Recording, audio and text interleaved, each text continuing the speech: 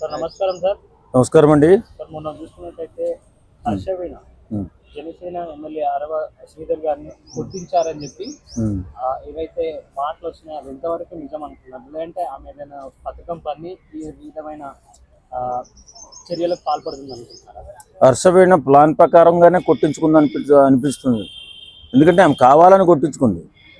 నిజంగా వాళ్ళు ఏదో పని మీద మీటింగ్ పని మీద అక్కడికి వచ్చి వాళ్ళు ఏదో అక్కడ ఏదో పని చేసుకుంటుంటే ఇది వచ్చి అక్కడ ఉన్నటువంటి వ్యక్తుల్ని దుర్భాషలాడడం, అన్యాయంగా మాట్లాడడం, మీ వల్లే నేను నాశనం అయిపోయాను అని చెప్పేసి అరవసేదరికి ఈమెకి ఏదైనా ఇష్యూ ఉంటే వాళ్ళు మాట్లాడుకోవాలి. ఎందుకంటే వాళ్ళు రూమ్లో కూర్చుని రూమ్లో ఉండి 5 సార్లు అభాషణ చేసుకున్నటువంటి అరవసేదరు హర్షవీణ వీళ్ళిద్దరూ మాట్లాడుకోవడం తప్ప పక్కనున్నటువంటి జనసేన కార్యకర్తలు వాళ్ళపైన దుర్భాషలాడుతూ విపరీతమైన బూతు పదజాలం వాడుతూ దుర్భాషలాడితే ఆమె కావాలని కొట్టించుకున్నది, కావాలని తిట్టించుకుంది, కావాలని చేయించుకుంది, అన్నీ చేసుకుంది హర్షవీణ.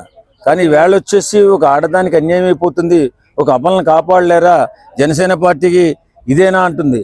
అది ఆడది కాదు, అది నిజంగా చెప్పాలంటే ఆడదాని లక్షణాలు ఎక్కడ కనిపించట్లేదు నాకైతే. ఎందుకంటే అది ఒక డెకైట్లా కనపడుతుంది.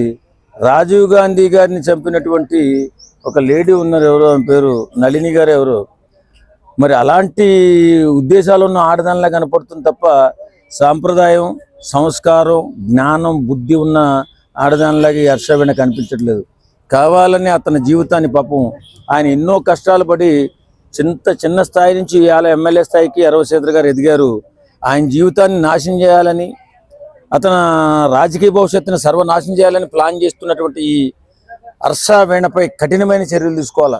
ఎందుకంటే అక్కడ చెప్తున్న అక్కడ వాళ్ళ దగ్గరికి వెళ్ళి గొడవ పెట్టి గందరగోళం సృష్టించి ఏదో చేయాలని ఆలోచన ఉన్నటువంటి వ్యక్తి ఇంత దారుణానికి వడగట్టినటువంటి వ్యక్తిని క్షమించకూడదు. ఖచ్చితంగా హర్షవీణపై చర్యలు తీసుకోవాలని కోరుకుంటున్నాను. అంటే హర్షవీణలో మీరు ఏం గమనించారు సార్? అక్కడ జరిగిన సిచ్యువేషన్లో మీరు ఏం గమనించారా? అంటే ఆమె నాటకమా లేదంటే రియల్ గానే గుర్తించారా? ఏదో ఆమె సహజంగానే ఒక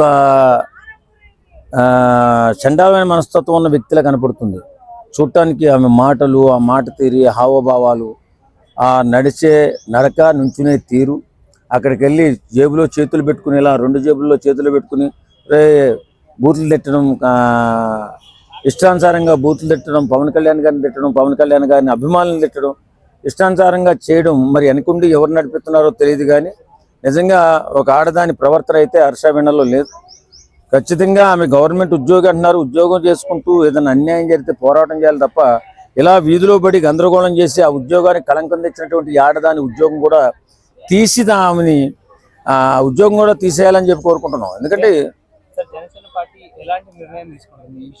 ఖచ్చితంగా ఒక నిర్ణయం తీసుకోవాలని, వారికి ఏమైనా జరిగిన అన్యాయంపై ఎంక్వైరీ కూడా వేశారు పవన్ కళ్యాణ్ గారు. చూడండి అతను ఏమో అమ్మాయి ఏం చెప్తుంది, ఆమె చెప్పిన దాంట్లో నిజం ఉందా లేదా ఒకసారి చూడండి, ఎవరు తప్పైతే వాళ్ళకి పనిష్మెంట్ ఇద్దామని చెప్పి వీళ్ళు ఆలోచించలేకపోయి ఇన్ని గందరగోళాలు సృష్టిస్తుంది ఈ హర్షవీణ.